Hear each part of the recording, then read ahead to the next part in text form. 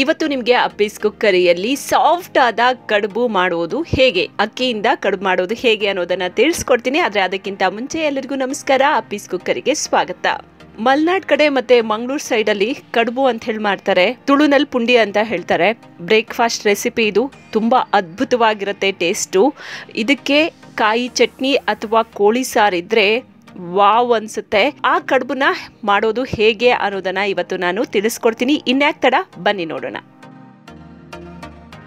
ಮೊದಲಿಗೆ ಅಕ್ಕಿಯನ್ನ ನೆನೆಸಿಡ್ಬೇಕು, ನೀಟಾಗಿ ತೊಳೆದು ಅಕ್ಕಿಯನ್ನ ನೆನೆಸಿಡ್ಬೇಕು. ರಾತ್ರಿನೇ ಅಕ್ಕಿ ನೆನೆಸಿಟ್ರೆ ಆಗತ್ತೆ.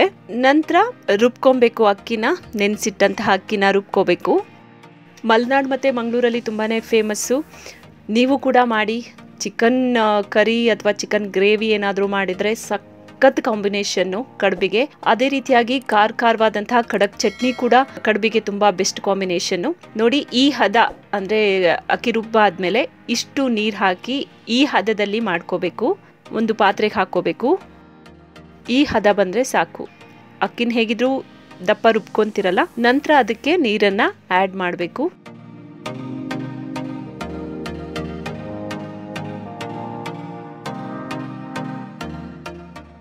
ಸ್ವಲ್ಪ ಟೇಸ್ಟಿಗೆ ಎಷ್ಟು ಬೇಕು ಅಷ್ಟು ಉಪ್ಪನ್ನು ಹಾಕೋಬೇಕು.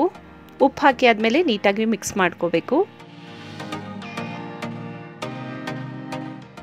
ಅದನ್ನ ಆಮೇಲೆ ನಾವೇನು ಮಾಡಬೇಕು, ಒಲೆ ಮೇಲಿಟ್ಟು ಹಿಟ್ಟನ್ನ ಉಕ್ಕುರ್ಸೋದು ಅಂತ ಹೇಳ್ತೀವಿ. ಹಿಟ್ಟನ್ನ ನಾವು ಒಲೆ ಮೇಲಿಟ್ಟು ಅದನ್ನ ತಿರ್ಸ್ತಾ ಬರಬೇಕು. ಅದು ಹಿಟ್ಟು ಗಟ್ಟಿ ಆಗಬೇಕು. ಅಲ್ಲಿ ತನಕನೂ ನಾವು ತಿರ್ಸ್ತಾ ಇರಬೇಕು. ಅದಕ್ಕೆ ಸ್ವಲ್ಪ ಅನ್ನ ಹಾಕೊಳ್ತಾ ಇದ್ದೀನಿ ನಾನು.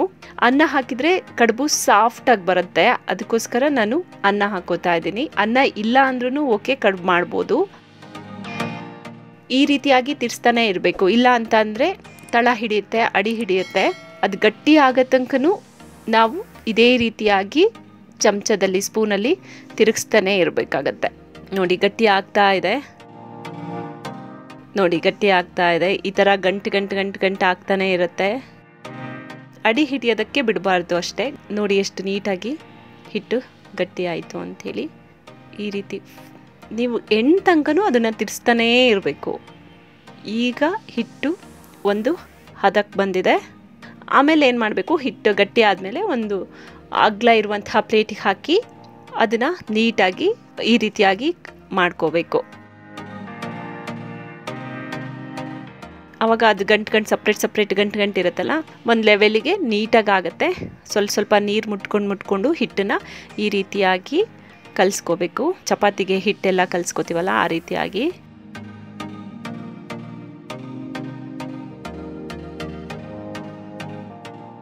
ಹಿಟ್ಟು ಕಡುಬು ಮಾಡೋದಕ್ಕೆ ಹಿಟ್ಟು ರೆಡಿ ಆಗಿದೆ. ನೆಕ್ಸ್ಟ್ ಪ್ರೋಸೆಸ್ ಏನು ಅಂತಂದರೆ, ಹಿಟ್ಟನ್ನು ಸ್ವಲ್ಪ ತೆಗೆದು ನಮಗೆ ಯಾವ ಗಾತ್ರದಲ್ಲಿ ಬೇಕೋ ಆ ರೀತಿ ಉಂಡೆ ಕಟ್ಕೊಳ್ತಾ ಬರೋದು.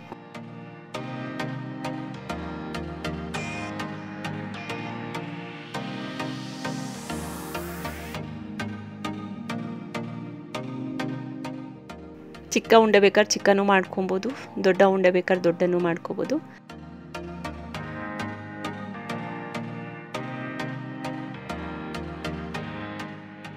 ಕೈಯನ್ನು ನೀಟಾಗಿ ತೊಳ್ಕೊಂಡು ಈ ರೀತಿಯಾಗಿ ಉಂಡೆ ಮಾಡ್ತಾ ಬರೋದು.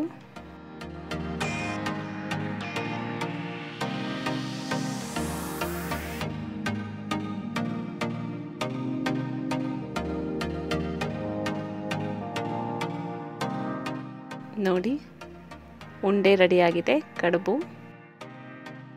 ಇದನ್ನು ನೆಕ್ಸ್ಟ್ ಏನು ಮಾಡಬೇಕು, ಇಡ್ಲಿ ಪಾತ್ರೆಯಲ್ಲಿ ಸ್ಟೀಮಲ್ಲೇ ಬೇಯಿಸಬೇಕು. ಕಡುಬನ್ನ ನೀಟಾಗಿ ಜೋಡಿಸಿದ್ರೆ ಆಯಿತು. ಒಂದು 15 ನಿಮಿಷ ಸ್ಟೀಮಲ್ಲಿ ಬೇಯಿಸಿದ್ರೆ ಸಾಕು, ಕಡುಬು ಬೆಂದಿರುತ್ತೆ.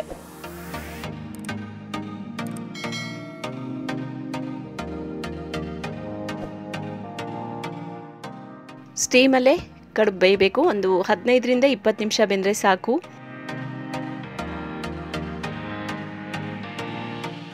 ಕಡುಬು ಇವಾಗ ರೆಡಿಯಾಗಿದೆ. ಕಡುಬು ಬೆಂದಿದೆ. ನೋಡಿ, ಈ ರೀತಿಯಾಗಿ ಕಾಣಿಸುತ್ತೆ ಕಡುಬು ಬೆಂದಾಗ.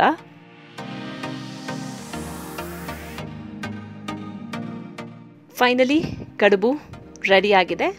ನೋಡೋದಕ್ಕೆ ಕಡುಬು ಎಷ್ಟು ಚೆನ್ನಾಗಿ ಕಾಣಿಸುತ್ತೆ, ಟೇಸ್ಟು ಕೂಡ ಅಷ್ಟೇ ಚೆನ್ನಾಗಿರುತ್ತೆ. ನಾನು ಆಗಲೇ ಹೇಳ್ದಾಗೆ ಕಾಯಿ ಚಟ್ನಿ ಅಥವಾ ಚಿಕನ್ನು, ಮಟನ್, ನಾನ್ ವೆಜ್ ಜೊತೆ ತುಂಬ ಒಳ್ಳೆ ಕಾಂಬಿನೇಷನು. ನಾನ್ ವೆಜ್ಜು ತಪ್ಪಿದರೆ ಕಾಯಿ ಚಟ್ನಿ, ವೆಜ್ ತಿಂತೀರಾ ಅಂತಂದರೆ ಖಡಕ್ ಆಗಿರುವಂಥ ಚಟ್ನಿ ಜೊತೆ ತುಂಬ ಅದ್ಭುತವಾಗಿರುತ್ತೆ. ನೀವು ಕೂಡ ಒಂದ್ಸಾರಿ ಮನೇಲಿ ಟ್ರೈ ಮಾಡಿ, ನಿಮಗೂ ಕೂಡ ಇಷ್ಟ ಆಗುತ್ತೆ, ಡಿಫ್ರೆಂಟ್ ಆಗಿರುತ್ತೆ.